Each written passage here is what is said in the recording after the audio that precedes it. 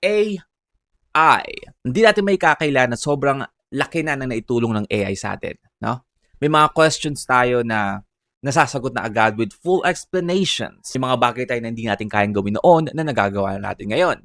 Uh, Minsan nga nagagamit pa ang AI for job application, which is dapat hindi, pero nangyayari siya, no? So, gumagaan ng buhay dahil sa AI. Pero, yun nga lang, no? Hindi sa lahat ng pagkakataon is nakakatulong siya. Ngayon nga, napakalaking usapan rin ang paggamit ng AI sa music. We even have AI music artists now, like Sania Monet, which is it's pure AI. Like, hindi sa totoong tao. And by the way, nag-debut siya sa Billboard, no? Ganun kalupit. Which is napakadaming, artist or aspiring artist ang nangangarap na, mapasama ang mga pangalan nila sa Billboard. Pero mauungasa lang sila ng isang AI na hindi man lang totoong tao, 'di ba? So, yeah, I mean meron ding downside yung AI. But to tell you honestly, I feel like itong bagay na to, tungkol kay Sania Monet, is medyo okay lang din naman, no? Kasi again, as long as hindi sila naninira ng gawa or kanta ng ibang tao, I feel like that's okay. Right? Again, sobrang unfair niya sa mga artist na nagsisimula pa lang because again, Zania Monet is, coded with, all of this information to be a great artist with a great vocals, right? Di yan na kailangan mag-voice lessons and all of that. Di yan na kailangan na experience or like knowledge about music because again, pwede nang kuhain sa internet yon, no? Makukuha niya na lahat yon sa internet. And yeah, so ayun yung pang pinakamadayang part nun, di sa Neo Monet. Pero yun na nga, as long as hindi niya nayuyurakan, ang lalim, no? Hindi niya nayuyurakan yung gawa ng ibang artists, I mean, I feel like that's okay, no? Kailangan nating harapin ang katotohanan na sa panahon ngayon, we have to compete with AI as well, as an artist. Pero, ang mahirap dito is yung kanta ng ibang artist ngayon is madalas ini-AI na rin. No, ginagawa ng iba-ibang version, soul version, jazz version, hip hop version, no? Yung mga kanta na talaga, which is sobrang dami din namang naiingganyong makinig. I mean, yung iba curious kung ano nga ba talaga yung tunog ng kantang to pag gantong version. So napakalaki ng usapan ng AI ngayon tungkol sa music. And doon papasok yung gusto kong pag-usapan natin ngayong araw. Yesterday, sa Showtime, during the intermission of, celebrity PBBs na lumabas sa bahay ni Kuya, sumayaw sila, no? Yun naman lagi nangyayari sa Showtime, di ba? Pag may mga artist or artista na, nanalo sa PBB, nanalo sa ganito, mag-intermission sila sa iba-ibang show or noontime show or palabas sa TV. And yun yung nangyari dito sa Showtime. Pero ang pangit dito is sinayaw nila yung kantang 8-ton ball ng SB19, which is, sinayaw nila yung kantang yun na at the same time hindi. Kasi it's completely AI. Hindi nila iniba yung version, hindi nila ginawang soul version, di ba? May mga ganun sa YouTube, ginagawang soul version, ginagawang hip-hop, jazz. Dito hindi. Parang nilagay nila sa prompt na, igawa nyo ako ng, kantang SB19 8-ton ball na completely AI. Like, what the fuck, man? So, because of that, maraming 18 ang nagalit, no? Because, bakit pala gagawing AI yung kanta na sinayaw ng mga celebrity PBBs or ex-PBB housemates kung pwede naman lang gawitin yung totoong kanta? We trying to support P-pop or OPM, right? Pero mukhang hindi yun yung plano ng organizer or nagplano na mag-perform tong mga celebrity ex-housemates na to, no? They choose to AI the song 8-ton ball na hindi ko alam kung bakit. Is it because of copyright? I mean, come on, man. Showtime kayo eh.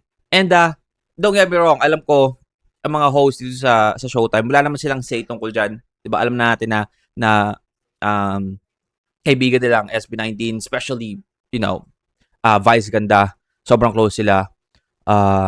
So, kung sino man ang nag-isip na gawin to, you have a smooth brain, Maji. Ngayon, pag-search mo siya sa YouTube ngayon, wala na siya, no?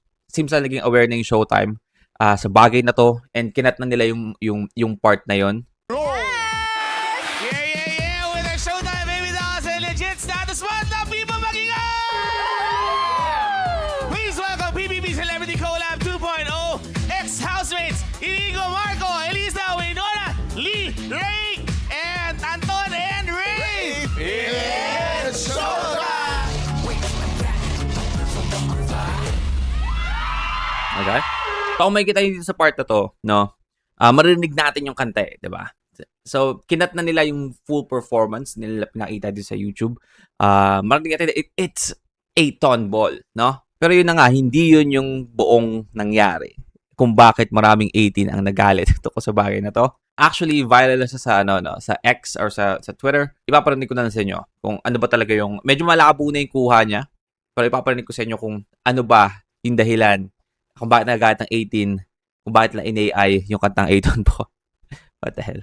So, ito yung, medyo malabo siya, no? So, sorry. Kasi, again, tinanggalan siya ng Showtime or kinat na siya dun sa live nila. But, ito yung ginawa nila.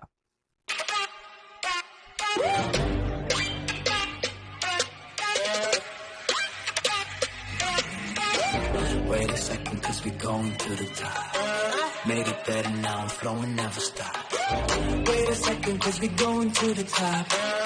I mean, para siyang Josh na sintonado, no? I mean, it's not even the vocal of Josh, no?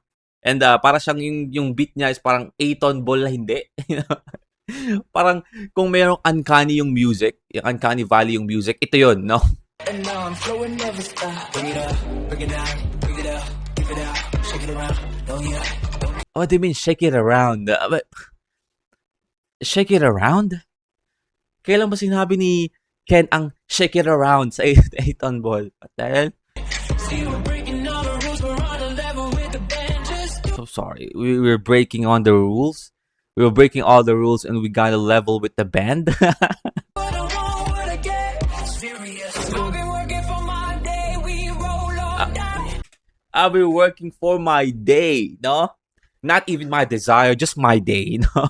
I'm just gonna work, I'm working on my day, no? Just my day, no? Not my desire, like, just, you know, like the everyday struggle, no? That day. So, nawala na yung pinaglalawan ng SB19 na, you know, kung may pangarap ka, ituloy mo, no?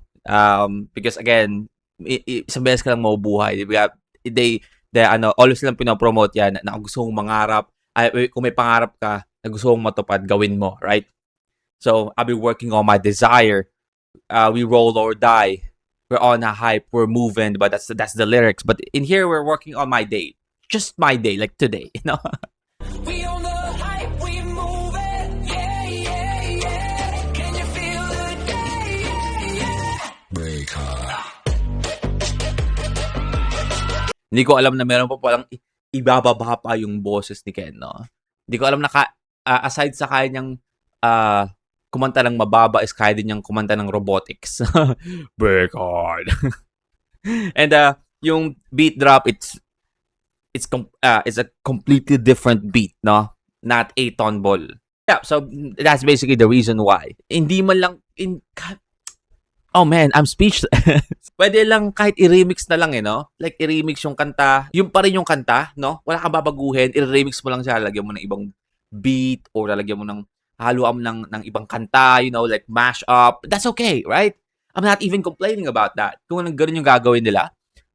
But to AI a fucking wonderful song, yung tipong yung magandang kanta ipapababain mo yung quality para lang what? Like because of to avoid copyright, para sa performance ng celebrity ex-housemates na to na hindi man lang ganun mukhang hindi nga nila pinaghandaan yung sayaw. I feel like mas magaling pa sumayaw yung anak ko diyan ng Dami to Cosite, no? Minsan nga pakitaan ko ng mag-upload ako ng video ng anak ko itong sumasayaw ng Dami to Cosita. Papakita ko sa inyo mas magaling pa yung anak ko sumayaw ng Dami to Cosita kaysa sa step nila dito na hindi nagkakasabay-sabay. But is it worth it? And to tell you honestly, hindi naman siya actually sobrang big deal, no? Because I feel like hindi naman sobrang maapektuhan, sobrang laki na ng SB19 para maapektuhan sa ganitong bagay. But annoying lang siya, no? Nakakaurat lang. Kumbaga, para siyang yung, alam mo yung tipong aalis ka ng bahay nyo, tapos gusto mong umalis sa bahay nyo na naka-earphone, di ba? Kasi malayo yung biyahe mo. Tapos palabas ka ng bahay mo, sumabit sa pinto yung earphone mo, di ba? Hindi siya napakalaking big deal, no? Hindi niya masisira yung kung yung plano mo sa buong araw, kung ano yung dapat mong gawin, 'di ba? Hindi ka naman namatay, hindi ka nasugatan, buhay ka pa rin, healthy ka pa rin. But it's just annoying, no? It's just annoying. Ganito to eh. No? Hindi siya sobrang napaka-big deal na masisira ang pangalan ng SB19 sa harapan ng 18s or even casuals. But it's just annoying, no? Nagkata yung ginawa nila. But yeah, I just wanna yap about that. But yeah, yun lang.